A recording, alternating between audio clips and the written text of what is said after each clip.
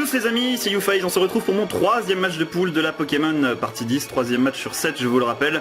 Et on est encore là pour assister à un match complètement délirant, comme tous les matchs que j'ai disputés. Et cette fois-ci c'était sur le début que c'était complètement du délire, et vous allez très vite comprendre pourquoi. Alors Etienne est un joueur très prometteur, qui me suivait sur YouTube, donc j'étais très content. Mais il a franchement une très belle équipe et il aurait dû d'ailleurs se qualifier. Ça s'est joué à un seul Pokémon de KO avec Joey entre les deux pour la deuxième place. Il aurait pu se qualifier. C'était un match donc assez disputé, avec beaucoup de 50-50, mais le début était complètement délirant. Et vous allez tout de suite comprendre pourquoi. On va regarder ça ensemble. Voilà, donc Etienne A.L veut se battre. Donc moi je lead avec Diancie comme d'habitude. Et j'ai eu l'heureuse surprise de voir qu'il a l'idée avec Hermure, ce qui est une excellente nouvelle. Parce que moi je pouvais méga évoluer, Hermure ne peut rien faire contre moi et taper fort n'importe lequel de ses Pokémon. Donc j'étais très content. Sauf que lui, voilà le début what the fuck, il est resté et vous allez voir ce qu'il va me faire. Donc moi je tape le pouvoir lumière qui lui fait 35% à peu près. Voilà, il est resté et vous allez voir pourquoi. Pour faire piège de roc, et oui, sauf que j'ai miroir magique et donc du coup c'est lui qui prend les pièges de roc. Ce qui s'appelle vraiment pas de bol en fait. Et donc bah là du coup j'ai refait pouvoir lumière pour le taper davantage. Il est resté sur le terrain encore une fois. Et là cette fois-ci il est resté pour faire anti-brume, que je lui renvoie également pour pouvoir cleaner les pièges de roc de part et d'autre du terrain. Voilà. Donc bah là au moins il n'y a plus les pièges de roc, mais là je peux l'achever avec un orage adamantin. J'ai achevé avec orage adamantin et pas avec pouvoir lumière parce que j'ai cru qu'il allait switcher sur le Vénard. Mais dans tous les cas j'étais tranquille, au moins il pourrait plus m'embêter avec piège de roc, donc ce qui était déjà un avantage sachant que je pouvais plus faire grand chose. Là il prend son Bétochef, donc moi j'ai pas hésité, je l'ai attaqué avec pouvoir lumière parce que Bétochef me fait chier, littéralement, il n'y a pas à dire. Bétochef lui a fait un clean 70%, lui me fait Vampipoint derrière. Vampipoint qui me fait 50% tranquillement. Et bah là il était un petit peu fucked, donc il a été il a pas switché sur le Vénard, j'ai pas compris pourquoi d'ailleurs. Il m'a fait Mach Punch et moi j'ai pu l'achever tranquillement avec un pouvoir lunaire. Donc ça faisait déjà 6-4 pour moi après 5 tours, ce qui était quand même assez cool. Et donc là il va pouvoir prendre Flambuzard. Il a pas pris son Levénard d'ailleurs, toujours pas. Donc moi j'ai switché parce que j'ai prédit l'aile d'acier. Oui, maintenant les Flambuzards ont aile d'acier, hein, je tiens à vous le dire. Et pour prendre Ellipsis, alors lui il a intelligemment fait demi-tour et pas aile d'acier parce qu'il a prédit le switch. Mais j'aurais très bien pu faire abri parce que son Flambuzard était Bender, mais j'ai pas voulu me prendre la tête en fait. Et il a pris du coup Junko pour pouvoir taper fort mon Ellipsis. Mais moi je savais qu'il me tuerait pas avec Giga Sensu et que les Junko sont joués HP Fire et pas HP Ice. C'est pour ça que j'ai fait piège de roc quand même s'il va me mettre assez cher avec Dracochoc ou Giga Sensu. Donc Dracochoc dans ce cas là. Voilà, il a fait même un coup critique, donc tout ça pour dire. Axe qui n'a servi à rien, encore une fois. Et là, mon Ellipsis ne servait plus à rien, donc j'ai pu le sacrifier tranquillement. Voilà donc comment j'ai pu avoir son Junko. Donc là j'ai pris Diego, un 50-50 c'est fait. Est-ce que j'allais faire puissance cachée glace ou est-ce que j'allais faire changer clair? Lui il a préféré par sécurité prendre son Levénard. Et alors moi je crois que j'ai fait changer clair parce que j'ai anticipé ça. C'était plus safe pour lui de prendre le Vénard. Du coup moi j'ai fait changer clair théoriquement, voilà. Changer clair qui lui a fait 5%. Tellement le Vénard est bulky.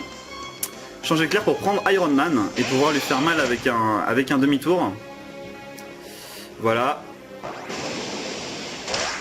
J'aurais pu faire surpuissance, me direz-vous. Mais j'ai préféré jouer safe parce qu'il aurait pu switcher.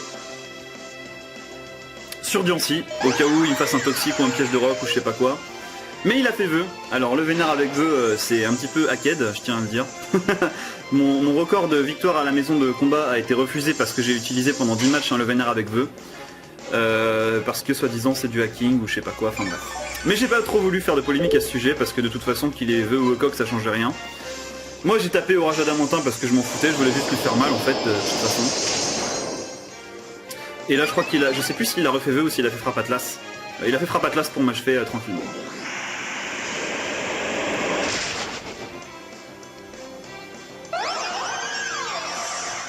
Voilà. Du coup moi j'ai pu replacer Iron Man pour lui refaire mal. Et là malheureusement donc il a fait abri, ce qui est intelligemment joué. Du coup il a pu prédire que j'allais faire surpuissance. Et du coup il a pu switcher, mais moi j'ai anticipé le switch, ce pourquoi j'ai pris tout de suite Jigsaw. Parce que en fait j'avais prédit le switch, sauf qu'il l'a pas fait. Il a pas switché, il a pris le risque de sacrifier son Levénard. Du coup là je me suis retrouvé un petit peu dans la mouise et pour faire bénéficier du vœu un de ses Pokémon, il a switché immédiatement sur Junko pour que je puisse lui taper Balombre et que derrière il puisse récupérer ses PV avec le vœu. Donc voilà, j'étais un petit peu dans la mouise suite à ça parce que j'ai fait Balombre en anticipant le switch, mais là il va pouvoir récupérer tous ses PV, donc on va avoir un Junko full HP les amis, même si là le Balombre lui a fait extrêmement mal. Son Junko a récupéré tous ses PV, donc là il m'a très bien brain sur le coup. Moi j'ai switché parce que je voulais pas qu'il me fasse mal avec Draco Choc, c'est pourquoi j'ai pris Iron Man en prédisant qu'il allait me faire un Draco Choc. Voilà ce qu'il a exactement fait.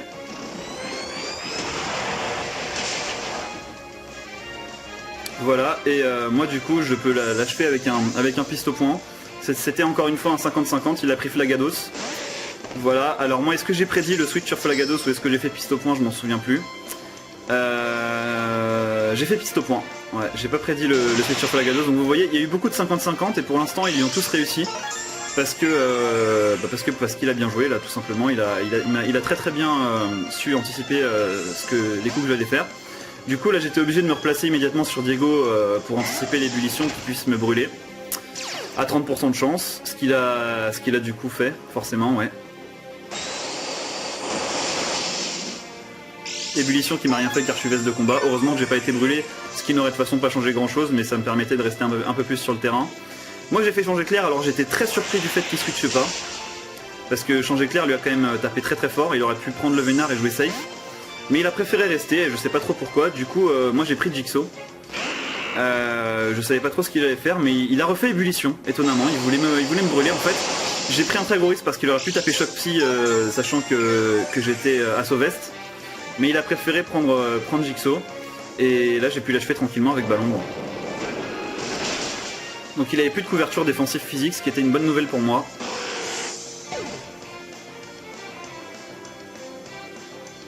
Et là derrière il envoie Junko pour me revenge kill une fois de plus. Alors je me souviens plus si moi j'ai sauvé Jigsaw ou pas.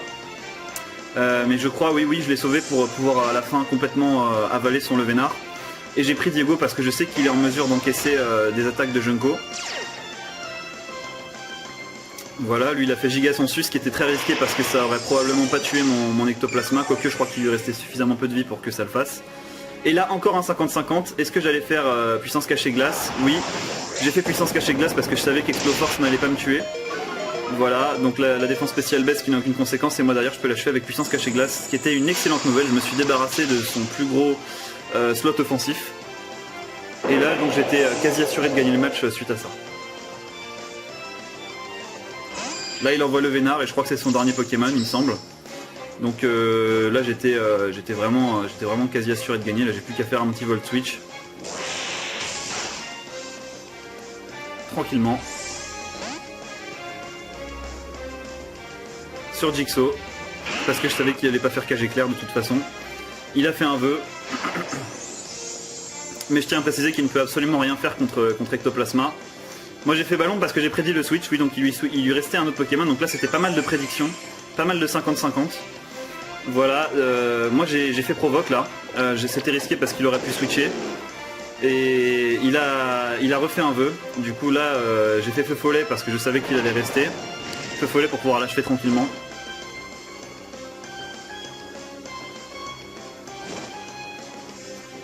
Et non en fait non je dis une connerie, il pouvait plus switcher, c'est moi qui délire complètement. Si il pouvait switcher, bah alors pourquoi je fais ballon? Non ça n'a pas de sens, oui il pouvait encore switcher. Il lui restait un dernier Pokémon, alors je sais plus lequel c'est mais on verra bien. Là c'était du 50-50 entre les provoques, les Balombre qui allaient lui faire mal, il a préféré rester avec son Levénard. Voilà, et me faire un petit vœu, qui va faire davantage durer le combat inutilement, je tiens à le préciser. Voilà, donc là il fait abri pour pouvoir récupérer ses PV mais ça sert pas à grand chose en fait.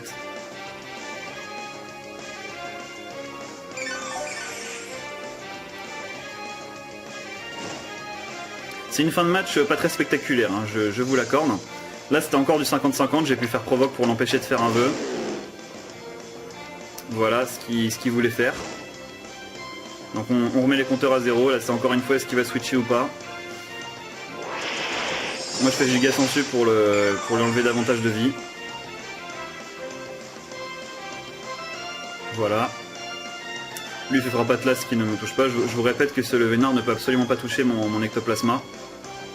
Là je vais refaire giga sensu parce que j'ai bien compris qu'il était décidé à pas switcher.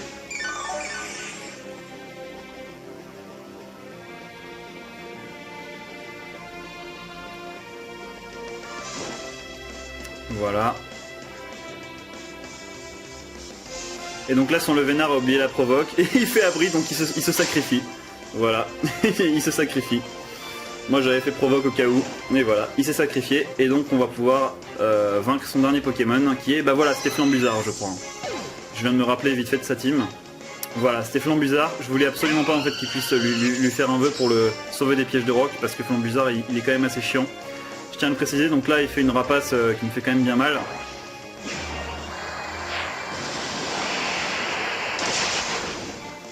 Voilà. Et moi derrière, j'ai plus qu'à l'achever tranquillement avec celui qu'on connaît si bien sous le nom d'El Padre. Voilà, et l'achever de la plus belle des manières. Donc lui, il me fait rapace. Ce qui va me faire très mal parce qu'il est bon au choix. Voilà. Et moi, je l'achève tranquillement avec éclair.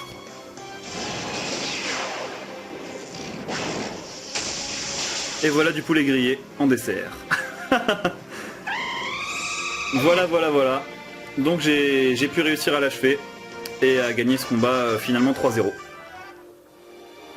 Voilà, donc j'espère que ce combat vous a plu. Il était déjà plus spectaculaire que les deux précédents. C'était un de mes plus beaux matchs du tournoi. Mais ça a été vraiment... l'erreur du début lui a été vraiment fatale. Enfin, suite à cette erreur là, c'était très compliqué pour lui d'aller chercher la victoire. Même si avec son Junko il aurait vraiment pu me poser plus de problèmes. Voilà. Mais de toute façon Skarmory était très bien géré. Enfin, j'avais quand même 4 Pokémon pour le gérer. Diancie, Ectoplasma, Curem et Raikou. Donc dans tous les cas je pense pas que même avec Skarmory il aurait pu faire quelque chose. Il aurait pu faire quelque chose s'il avait pu poser les pièges de roc. Ça aurait été encore une autre histoire. Sur ce les amis, je vous souhaite une très bonne fin de journée ou soirée, je n'en sais pas plus que vous. Enfin si vous le savez mieux que moi en fait, enfin je viens de dire une grosse connerie mais c'est pas grave, je suis en train de m'afficher sur mon propre channel.